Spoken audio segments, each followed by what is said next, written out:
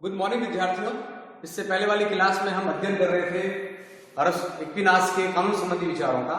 आज हम बात करते हैं कि आखिर एक्विनास को अरस्तुवादी क्यों कहा जाता है और आखिर एक्विनास और अरस्तु के विचारों में कहाँ साम्यता है और कहाँ साम्यता नहीं है। तो अब हम इन दोनों का तुलनात्मक अध्ययन करेंगे कि आखिर कौन कौन सी बातें एक्विनास को अरस्तुवादी घोषित करती हैं या कौन कौन से विषयों पर इनके अंदर मतांतर हैं, मतों में मतभेद हैं। सबसे पहले हम बात करते हैं एक्विनास व अरस्तु के विचारों में समानता। देखिए, अरस्तु जो है वो विवेकवादी है और एक्विनास जो है वो आस्थावादी है। तो पहला फर्क जो अगर आपको दिखाई देगा कि यद्यपि एक्विनास को अरस्तुवादी कहा तो जाता है, लेकिन अगर हम सही मायनों में अध्ययन करें तो अरस्तु जो है वो विवेकवादी थे। उनकी मूल आस्था जो है वो विवेक में थी, बुद्धि में थी, ज्ञान में थी। और एक्विनास की जो पूरी आस्था थी वो ईश्वर में थी, परमात्मा में थी, परम सत्ता में थी।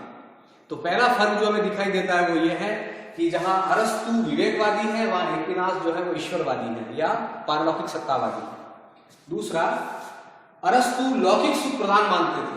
वो कहते हैं कि जो कुछ भी है इस धरती में है और यही सुख प्रधान है। वहां एक्विनास कहता है कि नहीं, कुछ लोग सुख जो है वो पारलौकिक होते हैं और इसकी पूर्ति ईश्वर सत्ता द्वारा होती है। वो कहते हैं कि आत्मा जो है वो पारलौकिक सुखों की ओर भागती है और ये जो देह जो है वो लौकिक सुखों की ओर भागती है। तो पहला दूसरा अंतर जो है वो ये है कि अरस्तु जहां लौकिक सुख प्रधान जीवन मानते थे वहां एक्विनास जो है वो पारलौकिक जीवन प्रधान मानते थे।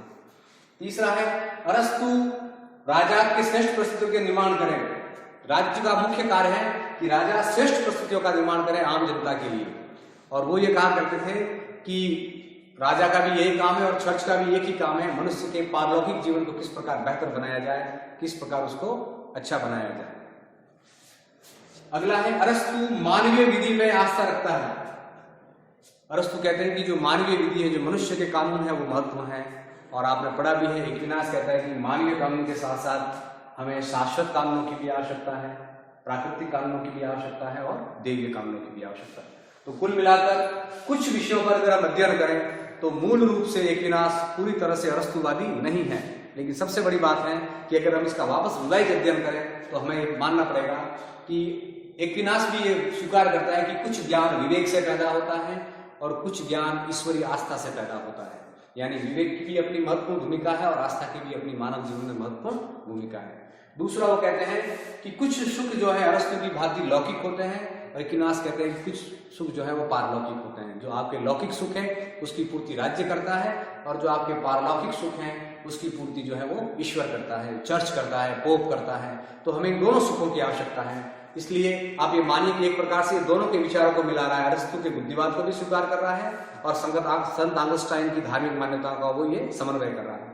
फिर वो कहता है कि राजा का काम है श्रेष्ठ परिस्थितियों का निर्माण करना। ये बात सही भी है।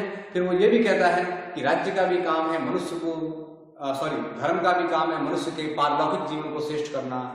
चर्च जो है वो राज सत्ता का सिरमौर है, मुकुट है और राज सत्ता को जो है वो चर्च के अधीन रहना चाहिए, उसके आदेशों के अधीन रहना चाहिए। यानी राजा को पोप के आदेशानुसार काम करना चाहिए ताकि मनुष्य के जीवन को बेहतर बनाया जा सके। अगला है, जहां अरस्तु मानवीय विवेक विधि को मानते हैं वहां अरस्तु मानवीय विधि को भी मानते हैं। वो कहते हैं कि ये विधि भी जरूरी है और उसी प्रकार शाश्वत, प्राकृतिक और दैवीय विधि की भी जरूरत है। एक प्रकार से एक्विनास ने मध्यकाल में जाकर 12वीं शताब्दी में अरस्तु को पुनर्जीवित किया, इसलिए इसे महान मध्ययुगीन समन्वयवाद का जनक कहा जाता है। अब आपके एग्जाम में जो सवाल आएगा वो सीधा और सपाट आएगा। दो सवाल अमूमन एग्जाम में पूछे जाते हैं। पहला सवाल तो ये कि एक्विनास के विधि संबंधी विचार लिखें। तो इन 4 कानूनों का आपको हवाला देना है। ये हो सकता है कि 100 शब्दों का ये सवाल आपके आए। और दूसरा बड़ा सवाल आपके आ सकता है कि एक्विनास के राजनीतिक विचार लिखें। तो राज्य की उत्पत्ति के बारे में, शासन प्रणालियों के वर्गीकरण के बारे में, राज्य को कौन कौन से काम करने चाहिए, राज सत्ता और चर्च के अपने संबंध क्या होने चाहिए, दासता किस प्रकार की होनी चाहिए, ये सब विचार भी आपके सिलेबस में शामिल हैं। तो अगर राजनीतिक विचार आपसे पूछे जाए तो आपको ये विचार लिखने हैं, विधि संबंधी विचार पूछे जाए तो आपको ये विचार लिखने हैं। और ये अगर पूछ लिया जाए कि किस प्रकार वो मध्य युग का अरस्तु था तो आपको उसके विचारों को अरस्तु के साथ मिलाना है। धन्यवाद।